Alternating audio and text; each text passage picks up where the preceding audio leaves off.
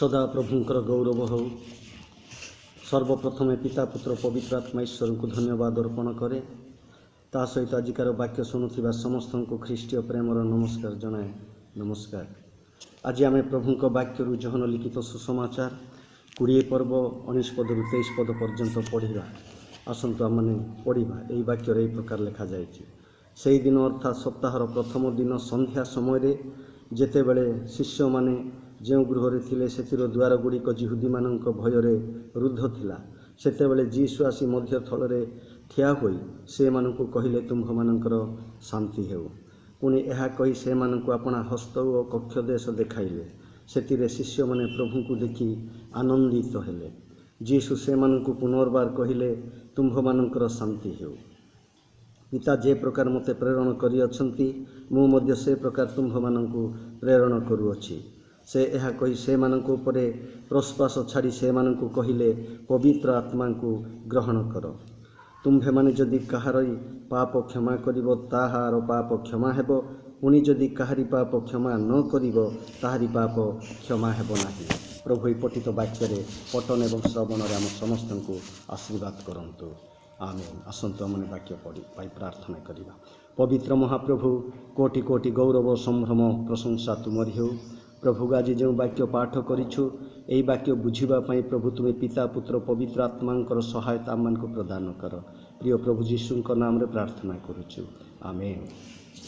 प्रिय प्रभुंक लोक माने आज वाक्य को जदि आम माने प्रसंग करिबा ताहेले रुद्ध गृह शिष्य मानक जीशुंकर दर्शन। रुद्ध गृह शिष्य मानक जीशुंकर दर्शन क्यों प्रकार भाव रुद्ध गृह प्रभु जीशु ख्रीष्ट पुनरुत्थान संध्या समय रुद्ध गृह शिष्य माने थिबा बेले आउ दर्शन देले से विषय आज आम मैंने किसी समय आलोचना करवा। से जगह आम देखा पाचु लिखा जाए। प्रिय लोक मैंने जो मैंने आज यही वाक्य शुणुंट समस्त को मुक्तिदाता जीसु चैनल तरफ अनुरोध करे आपण मैंने शेष पर्यंत वाक्य शुणु एवं प्रभुंक विषय जानतु एवं प्रचुर प्रचुर आशीर्वाद पातु। एथिपाई मु आप प्रभुंक ठारे प्रार्थना करुअछि। एही वाक्य द्वारा आम देखिपारुचु जीसु पुनरुत्थान संध्या समय शिष्य मानक दर्शन देले। आउ क्यों प्रकार भाव दर्शन देले ताहा एई जगह देखा पाउचु। शिष्य माने आउ जीशुंकर क्रूसार्पित परे जिहुदी मानक भୟରେ शिष्य माने गोटे गृह एकत्र थिले। शिष्य माने जो गृह थिले आउ से गृहर द्वार रुद्ध बा बंद करी चुपचाप होइकि शिष्य माने भयभीत होइकि लुचि थिले ताहा आमे देखा पाउचु। एई समय रे आउ पुनर्थित जीसु से गृहर मध्यस्थल रे ठिया हुई तुम्भ मानकर शांति हेउ बोली शांति प्रदान कले ताहा आमे देखा पाउचु। एवं शिष्य मानक हस्त और कक्ष देश देखाइले और शिष्य माने आ जीशु को देखि आनंदित हेले बोली एई जगह लिखा जाइछि। जीशु पुनर्बार तुम्भ मानकर शांति हेउ बोली कहिले पिता जेपरि मते प्रेरण करिअछंती आ मु मध्य तुम्भ मानकु आ सेही प्रकार भाव प्रेरण करूअछि बोली कहिले ओ शिष्य मानक उपरे प्रश्वास छाड़ी पवित्र आत्मा को ग्रहण कर बोली कहिले।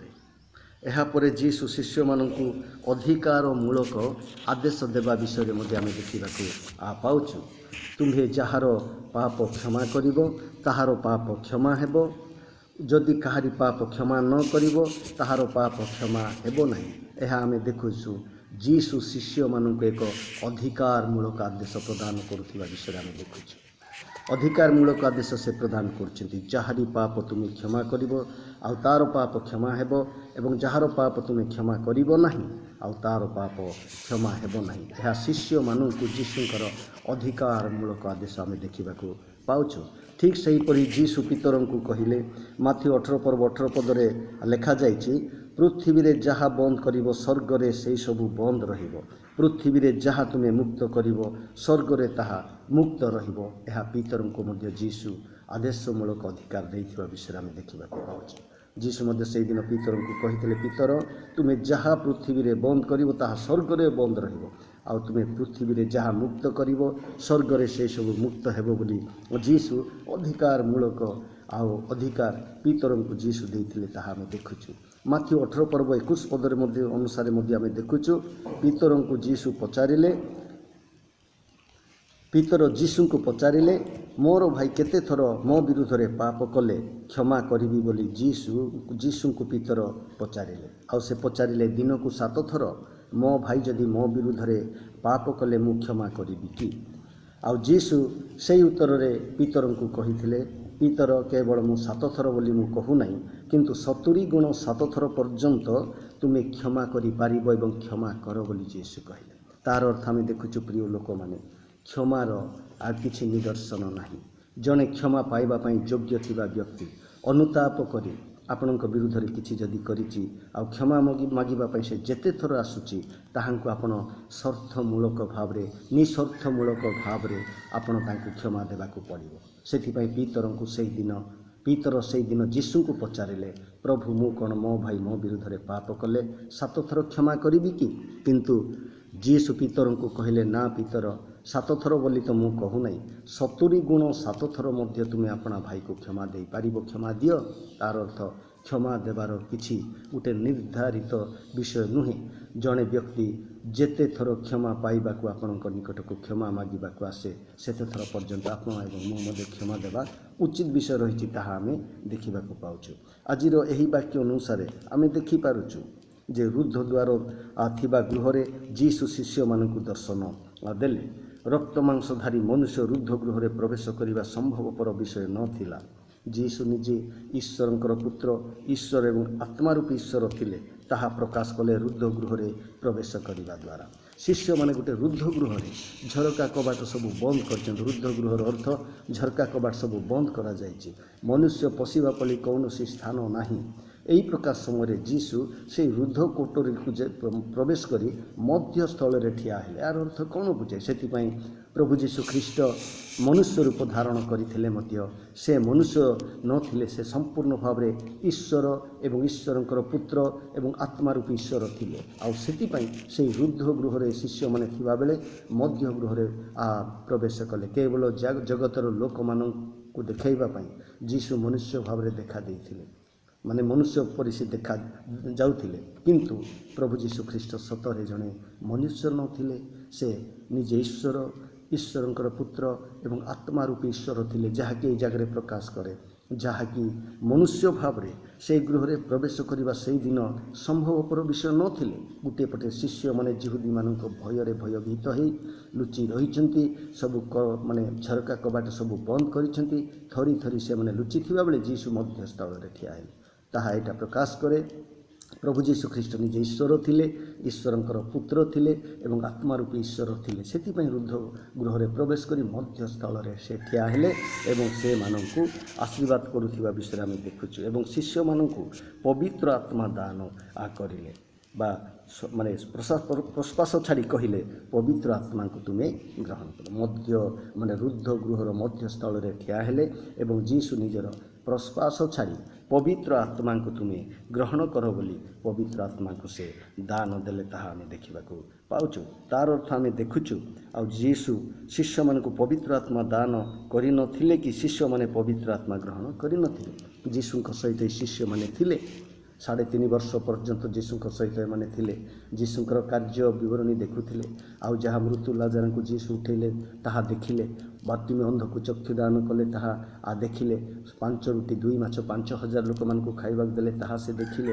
ସମସ୍ତ ବିଷୟ ଦେଖୁଥିଲେ, ଜାଣୁଥିଲେ, କିନ୍ତୁ ଶିଷ୍ୟମାନେ ଐଶ୍ୱରିକ ଗୁଣରେ ପରିପୂର୍ଣ୍ଣ ହୋଇନଥିଲେ କିମ୍ବା ପବିତ୍ର ଆତ୍ମାରେ ପୂର୍ଣ୍ଣ ହୋଇନଥିଲେ। ଆଉ ଯୀଶୁ ମଧ୍ୟ ଖୋଲାଖୋଲି ଶିଷ୍ୟମାନଙ୍କୁ ପବିତ୍ର ଆତ୍ମା ଦାନ କରିନଥିଲେ, ତାହା ଏହି ଜାଗାରେ ଆମେ ଦେଖୁଛୁ। ସେଥିପାଇଁ ସେ ରୁଦ୍ଧ ଗୃହରେ ପ୍ରବେଶ କରି ପ୍ରଭୁ ଯୀଶୁ ଖ୍ରୀଷ୍ଟ ନିଜ ଶିଷ୍ୟମାନଙ୍କୁ ଅଧିକାର ଭାବରେ ଜଣକୁ କ୍ଷମା କରିବାର ଅଧିକାର ଦେଲେ ଏବଂ ପବିତ୍ର ଆତ୍ମାଙ୍କୁ ଗ୍ରହଣ କରିବା ପାଇଁ ପବିତ୍ର ଆତ୍ମାଙ୍କୁ ସେ ଦାନ କଲେ, ଯାହାକି ନିଜର ପ୍ରଶ୍ୱାସ ଛାଡ଼ି ସେ କହିଲେ, ପବିତ୍ର ଆତ୍ମାଙ୍କୁ ଗ୍ରହଣ କର। ସେଥିପାଇଁ ପବିତ୍ର ଆତ୍ମାଙ୍କୁ ମଧ୍ୟ ଦାନ କଲେ। ଏଥିପୂର୍ବରୁ ଶିଷ୍ୟମାନେ ପବିତ୍ର ଆତ୍ମାଙ୍କୁ ପାଇନଥିଲେ, ପବିତ୍ର ଆତ୍ମାଙ୍କୁ ଗ୍ରହଣ କରିନଥିଲେ କିମ୍ବା ଯୀଶୁ ମଧ୍ୟ ଆଉ ପବିତ୍ର ଆତ୍ମା ସେମାନଙ୍କୁ ଦାନ କରିନଥିଲେ, ତାହା ଆମେ ଦେଖିବାକୁ ପାଉଛୁ। ଯୀଶୁ ଶିଷ୍ୟମାନଙ୍କୁ କ୍ଷମା ବିଷୟରେ କହିଲେ, ତୁମେ ଯାହାକୁ କ୍ଷମା କରିବ ତେବେ ତାହାର ପାପ କ୍ଷମା ହେବ, ଯଦି ତୁମେ କ୍ଷମା କରିବ ନାହିଁ ତାହାର ପାପ କ୍ଷମା ହେବ ନାହିଁ। ଏଇଟା ଆମେ ଦେଖୁଛୁ ଅଧିକାର ପ୍ରଭୁ ଶିଷ୍ୟମାନଙ୍କୁ ଦେଉଛନ୍ତି।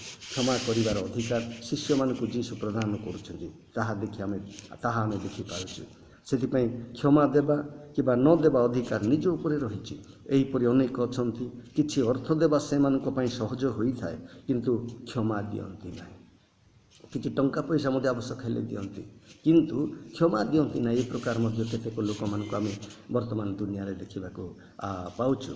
ଅନେକ ଅଛନ୍ତି କିଛି ଅର୍ଥ ଦାନ କରିପାରନ୍ତି, କିନ୍ତୁ ସହଜରେ ଦାନ ଦେଇପାରନ୍ତି, କିନ୍ତୁ ଜଣକୁ କ୍ଷମା ଦିଅନ୍ତି ନାହିଁ। ଏହି ପ୍ରକାର ଲୋକମାନଙ୍କୁ ମଧ୍ୟ ଆମେ ଦେଖିବାକୁ ପାଉଛୁ।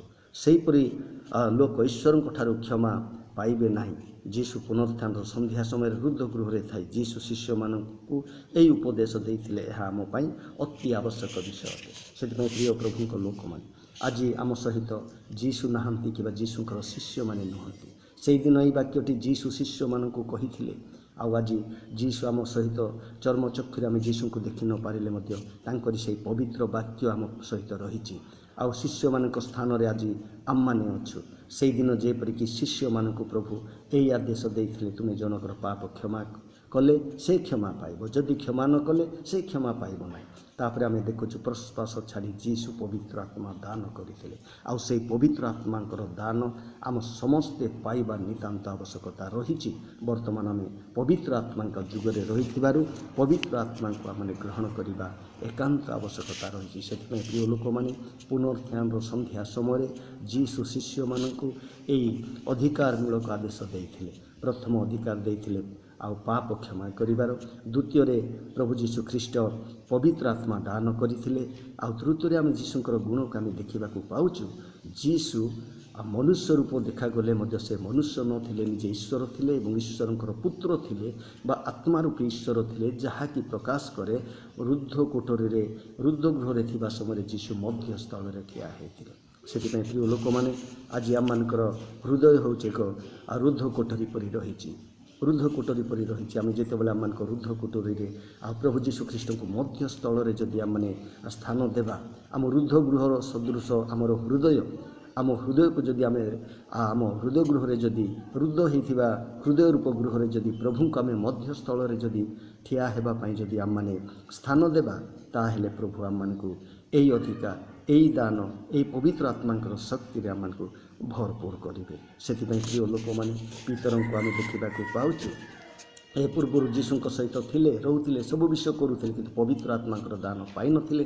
ଆଗାମୀ ଦିନଗୁଡ଼ିକରେ ଆମେ ଦେଖିବା, ପ୍ରେରିତ କ୍ରିୟାର ବୃତ୍ତାନ୍ତ ଆମେ ଯେତେବେଳେ ପାଠ କରିବା, ସେହି ସ୍ଥାନରେ ଆମେ ଦେଖିବା ପିତର ଯେତେବେଳେ ସେ ଉପର କୋଠରୀରେ 120 ଜଣ ଶିଷ୍ୟମାନଙ୍କ ସହିତ ସେ ଯେତେବେଳେ 10 ଦିନ ଉପବାସ କଲେ, ଆଉ ସେତେବେଳେ ସେମାନେ ପବିତ୍ର ଆତ୍ମାରେ ପୂର୍ଣ୍ଣ ହେଲେ ବୋଲି ଲେଖାଯାଇଛି। ପ୍ରଭୁ ଏହି ସ୍ଥାନରେ ପବିତ୍ର ଆତ୍ମା ସେମାନଙ୍କୁ ଦାନ କଲେ। ପବିତ୍ର ଆତ୍ମା ଗ୍ରହଣ କରିବା ପାଇଁ ଶିଷ୍ୟମାନଙ୍କୁ କହିଲେ, କିନ୍ତୁ ଯୀଶୁଙ୍କର ସ୍ୱର୍ଗାରୋହଣ ପରେ ଯେତେବେଳେ 120 ଜଣ ଶିଷ୍ୟ ଉପର କୋଠରୀରେ ଆଉ ସେମାନେ ଯେତେବେଳେ ଉପବାସ କଲେ, ପ୍ରାର୍ଥନା କଲେ, ସେତେବେଳେ ପିତର ଏବଂ ଯୋହନ ଅନ୍ୟ ଶିଷ୍ୟମାନେ ପବିତ୍ର ଆତ୍ମାରେ ପୂର୍ଣ୍ଣ ହେଲେ ଏବଂ ବାକ୍ୟ ପ୍ରଚାର କଲେ। ସେତେବେଳେ ସହସ୍ର ସଂଖ୍ୟାରେ ଲୋକମାନେ ପରିବର୍ତ୍ତିତ ହୋଇ ଯୀଶୁଙ୍କୁ ଗ୍ରହଣ କଲେ, ବାପ୍ତିସ୍ମ ନେଲେ ଏବଂ ମଣ୍ଡଳୀ ସହିତ ସଂଶ୍ଳିଷ୍ଟ ହୋଇକି ପ୍ରତ୍ୟେକ ଦିନ ସେମାନେ ବାକ୍ୟ ଶୁଣିଲେ, ରୋଟି ଭାଙ୍ଗିଲେ, ପ୍ରଭୁଙ୍କର ଉପାସନା କଲେ, ପ୍ରଭୁଙ୍କ ସହିତ ଆଉ ସେମାନେ ଆତ୍ମିକ ଜୀବନରେ ବଢ଼ିଲେ। ସେଥିପାଇଁ ପ୍ରିୟ ଲୋକମାନେ, ଆପଣଙ୍କ ହୃଦୟ ଏବଂ ମୋର ହୃଦୟ ରୁଦ୍ଧ କୋଠରୀର ନିଦର୍ଶନ ସ୍ୱରୂପେ ରହିଛି। ସେଥିପାଇଁ ଆଜି ଏହି ମୁହୂର୍ତ୍ତରେ ଆମମାନଙ୍କ ରୁଦ୍ଧ କୋଠରୀରେ, ରୁଦ୍ଧ ଗୃହରେ ଯୀଶୁ ମଧ୍ୟସ୍ଥଳରେ ଠିଆ ହେବେ ଏବଂ ଆପଣଙ୍କୁ ଏବଂ ମୋତେ ଆଶୀର୍ବାଦ କରି କହୁଛନ୍ତି ଯେ, ହେ ମୋର ପ୍ରିୟ ସନ୍ତାନମାନେ, ତୁମ୍ଭେମାନେ ପବିତ୍ର ଆତ୍ମାଙ୍କୁ ଗ୍ରହଣ କର। ପବିତ୍ର ଆତ୍ମାଙ୍କୁ ତୁମ୍ଭେମାନେ ଗ୍ରହଣ କର। ସେଥିପାଇଁ ଏହି ସମୟରେ ଆମେ ପବିତ୍ର ଆତ୍ମାଙ୍କୁ ଗ୍ରହଣ କରିବା, ଜୀବନର ଶେଷ ପର୍ଯ୍ୟନ୍ତ ପ୍ରଭୁଙ୍କ ପାଇଁ ଆମେ ସାକ୍ଷୀ ହେବା। ସେଥିପାଇଁ ଯୀଶୁ ପୁନରୁତ୍ଥାନର ସନ୍ଧ୍ୟା ସମୟରେ ରୁଦ୍ଧ ଗୃହରେ ଥାଇ ଯୀଶୁ ଶିଷ୍ୟମାନଙ୍କୁ ଏହି ଉପଦେଶ ଦେଇଥିଲେ। ଏହା ଆମ ପାଇଁ ଅତି ଆବଶ୍ୟକ ଏବଂ ପ୍ରଯୁଜ୍ୟ ବିଷୟ ବୋଲି ଆମମାନେ ଭାବିବା ଏବଂ ଚିନ୍ତା କରିବା ଆବଶ୍ୟକତା ରହିଛି। ସେଥିପାଇଁ ପ୍ରିୟ ପ୍ରଭୁଙ୍କର ଦାସ ଦାସୀମାନେ, ପ୍ରଭୁଙ୍କ ଲୋକମାନେ, ଆମେ ଯେତେ ଜଣ ଏହି ପ୍ରଭୁଙ୍କର ବାକ୍ୟ ଆମେ ପ୍ରଭୁଙ୍କ ଠାରୁ ଶୁଣିଲୁ, ସେଥିପାଇଁ ଆମେ ପରସ୍ପରକୁ କ୍ଷମା ଦେବା, ପବିତ୍ର ଆତ୍ମାଙ୍କୁ ଆମେ ଗ୍ରହଣ କରିବା ଏବଂ ଜୀବନର ଶେଷ ପର୍ଯ୍ୟନ୍ତ ପ୍ରଭୁଙ୍କ ପାଇଁ ଆମମାନେ ବଢ଼ିବା ଏବଂ ପ୍ରଭୁଙ୍କ ପଥରେ ଚାଲିବା। ଆମ ଦ୍ୱାରା ପ୍ରଭୁ କୋଟି କୋଟି ଗୌରବ ପାଆନ୍ତୁ ଏବଂ ପ୍ରଭୁଙ୍କ ଠାରୁ ଆମମାନେ ମଧ୍ୟ ପ୍ରଭୁଙ୍କ ସନ୍ତାନ ଭାବରେ ସମସ୍ତ ଆଶୀର୍ବାଦର ପାତ୍ର ପାତ୍ରୀ ଆମମାନେ ହେବା। ସେଥିପାଇଁ ପ୍ରଭୁ ଆମ ସମସ୍ତଙ୍କୁ ଏ ଅଳ୍ପ ଚିନ୍ତାରେ ଆଶୀର୍ବାଦ କରନ୍ତୁ। ଆସନ୍ତୁ ଆମେ ପ୍ରାର୍ଥନା କରିବା। ପ୍ରଭୁ ଆମେ ତୁମକୁ ଧନ୍ୟବାଦ ଦେଉଛୁ, ଯେଉଁ ବାକ୍ୟଟି ଆମେ ପାଠ କଲୁ, ଯେଉଁ ବାକ୍ୟଟି ଆମେ ଆଲୋଚନା କଲୁ, ପ୍ରଭୁ ଏହି ବାକ୍ୟକୁ ଗ୍ରହଣ କରିବା ପାଇଁ ଆମ ସମସ୍ତଙ୍କୁ ଆଶୀର୍ବାଦ କର। ଯୀଶୁଙ୍କ ନାମରେ ପ୍ରାର୍ଥନା କରୁଛୁ, ଆମେନ୍।